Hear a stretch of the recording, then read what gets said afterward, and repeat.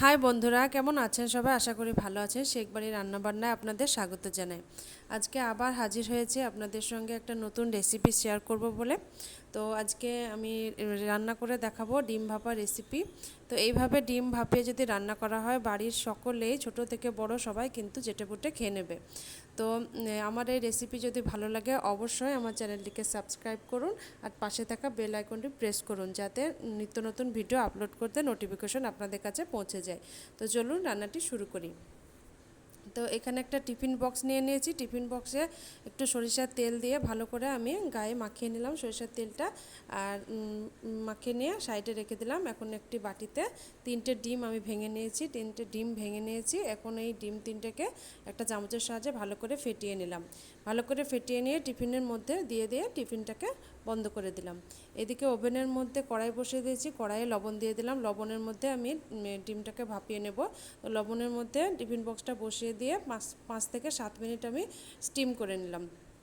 তারপরে এখানে ডিমটাকে ভাপিয়ে নামিয়ে নিলাম। দেখতে পাচ্ছেন ডিমটাকে ভাপানো হয়ে গেছে। এখন একটা ছুরির সাহায্যে পিস পিস করে কেটে নিলাম। এদিকে কড়াইয়ে আবারও কড়াই বসিয়ে দিয়েছি ওভেনের মধ্যে। তারপরে এখানে সরিষার তেল দিয়ে দিলাম। তারপর পেঁয়াজ কুচি, টমেটো কুচি দিয়ে একটু খুন্তির সাহায্যে নাড়িয়ে নিলাম।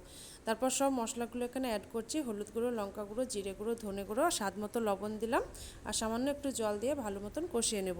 তো মশলাটিকে ভালো মতন আমি নাড়িয়ে চাড়িয়ে কষিয়ে নিচ্ছি।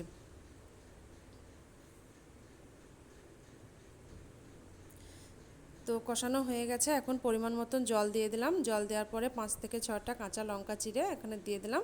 জল একদম ফুটে গেছে। এখন ডিমের পিসগুলোকে সব এখানে দিয়ে দেবো। তো ডিমের পিসগুলোকে একে একে আমি জলের মধ্যে দিয়ে দিচ্ছি।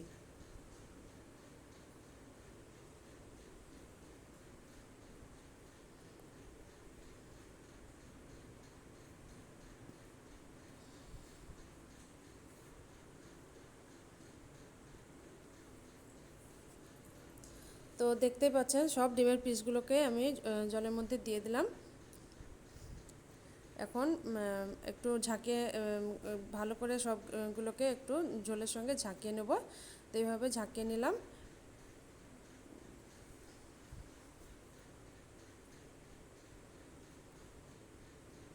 তো এখন একটা ঢাকনার সাহায্যে ঢাকা দিয়ে 5 মিনিট আমি কুক করে নেব। তো 5 মিনিট কুক করে নিয়েছি। ফিরে আসলাম 5 মিনিট পর। তো দেখতে পাচ্ছেন রান্না কিন্তু কমপ্লিট। তো এইভাবে আপনারা বাড়িতে অবশ্যই ট্রাই করে দেখবেন। আশা করছি ভালো লাগবে। ভালো লাগলে একটা কমেন্ট করে জানাবেন কেমন লাগলো, সাথে লাইক করবেন আর আমার রান্নাটিকে বেশি বেশি করে শেয়ার করবেন। সবাই ভালো থাকবেন, সুস্থ থাকবেন। আজকের মতন বিদায় নিচ্ছি। দেখা হবে পরবর্তী ভিডিওতে নতুন রেসিপি নিয়ে।